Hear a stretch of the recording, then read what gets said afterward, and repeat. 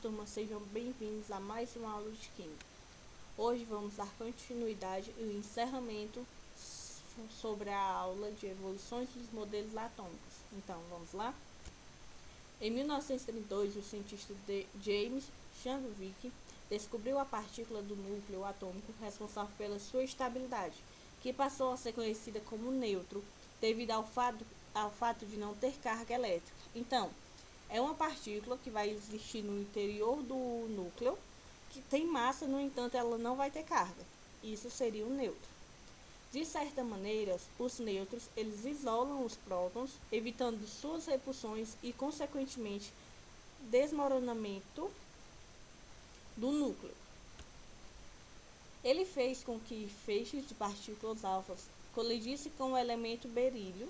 Com isso, apareceu um tipo de radiação diferente.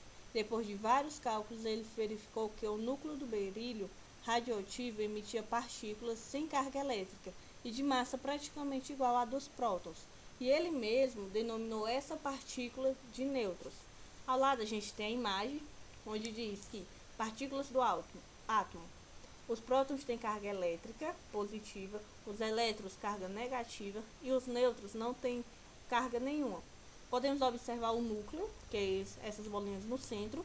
Os prótons são os azuis, os nêutrons são os verdes e os elétrons, a gente tem a representação na bolinha amarela, ok?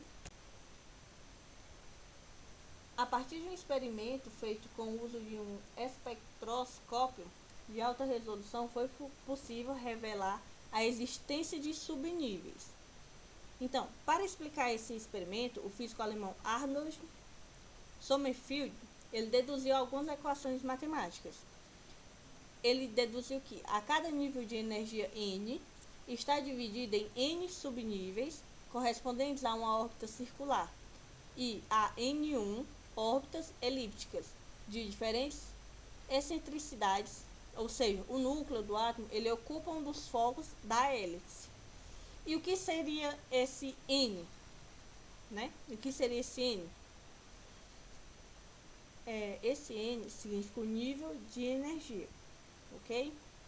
Então, o desdobramento das linhas do espectro indica que os níveis de energia N são constituídos por subníveis de energia L, bastante próximos um dos outros.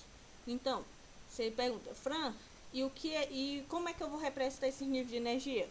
Você vai representar com a letrinha N e os subníveis você representa com a letra E, certo? Temos aí, ok? As principais conclusões dele, que a primeira órbita é circular e as demais são elípticas. Notem que a órbita circular que ele fala é essa que está em preto, ok? E as demais, elas são elípticas. Bom, vocês notam a diferença delas, ó, né? Os elétrons estão localizados em subníveis, eletrões S, P, D, F. São subníveis que também aparecem na tabela periódica, ok? Então, a partir daí, de todos esses experimentos, houve a evolução do átomo. A cada cientista, eles foram descobrindo alguma coisa e chegamos ao princípio da dualidade da matéria de Louis de Broglie. Ele apresenta que o elétron apresenta característica dual, ou seja, comporta-se como matéria e energia, sendo, portanto, uma partícula onda. A rota de um elétron é incerta e imprecisa. Para ele, o elétron ele apresentava comportamento de partícula e de onda, e por esse motivo os elétrons eles poderiam apresentar propriedades mecânicas ondulatórias. Aí você pergunta, Fran, e o que é essa onda? Quais são as características de uma onda? Então vamos lá. Os pontos mais altos, eles são denominados como cristas, e os pontos mais baixos são os vales. E a distância entre duas cristas, ou dois vales, sucessivos consistem no comprimento de onda. Ele assumiu então que, para um elétron se movimentar em torno do núcleo como uma onda, a orbital desse elétron deveria conter um número inteiro para o comprimento, um número inteiro de comprimento de onda. Não pode existir um número quebrado, ok? Nesse pensamento dele, ok? Aí a gente tem como seria esse modelo dessa partícula onda, certo? E de acordo com ele, a todo elétron em movimento está associada uma onda característica. Então, para todo elétron, vai ter uma onda característica, não vai ser a mesma, certo? Aqui temos Heisenberg. Ele também contribuiu para essa evolução do átomo atômico, do modelo atômico, desculpa, com o princípio da incerteza de Heisenberg. E o que vem dizer nesse princípio? É que é impossível determinar com precisão a posição e a velocidade de um elétron no mesmo instante.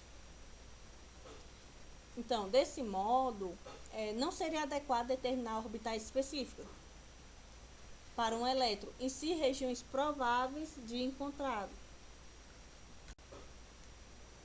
Temos aí, seria o modelo que ele apresenta, certo? Não vai ter uma região, não vai ter órbitas específicas, mas vai ter regiões onde a gente pode encontrar, certo? Heisenberg afirma não ser possível determinar simultaneamente a posição e a velocidade de uma partícula em um mesmo instante. Então, para ele, não é possível determinar esses dois fatores. Conceito de orbital. Em 1926, Herve formulou uma teoria chamada de teoria da mecânica ondulatória, que determinou o conceito de orbital. Aí você pergunta, e o que é orbital? Orbital é a região do espaço ao redor do núcleo onde existe a máxima probabilidade de se encontrar o elétron. Ou seja, ele propôs que um modelo de orbitais atômicos. Ele também apresentou o modelo de orbital tridimensional para cada um dos subníveis de energia, que a gente vai ver daqui a pouco, e possibilitou a compreensão do fenômeno da hibridação em átomo de carbono, permitindo a determinação da geometria molecular de diversas substâncias químicas. Aí você pergunta, Fran, e o que é essa geometria molecular?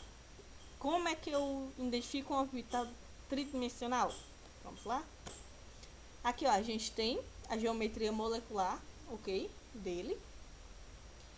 E observem que essas imagens, elas são como tipo 3D, ok? Elas ficam tridimensionais. A gente observa os lados dele. A gente consegue enxergar todos os lados dele, certo? Então, a geometria molecular, por sua vez, ele permite a previsão de propriedades físicas e químicas de diversos compostos, certo? Então, para chegar ao modelo atual, a gente viu que teve vários outros modelos que passaram por reajustes, né? Passaram por outros cientistas. A cada cientista eles descobriam uma nova teoria, aplicavam, faziam experimentos para chegar a conclusões.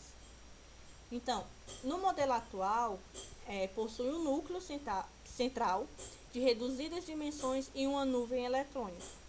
Também encontra-se nele prótons e nêutrons. E os elétrons encontram-se à volta do núcleo, nessa nuvem eletrônica, que seria tipo a eletrosfera. Estão lembrados? E também há regiões de máxima probabilidade de encontrar um elétron, são denominadas de orbitais. Esse seria o modelo atômico atual, ok? Ele tem o núcleo, como foi visto em alguns outros modelos que ele apresentavam o núcleo. Temos os prótons, temos os nêutrons e temos os elétrons grudadinhos nas eletrosferas, ok? Então,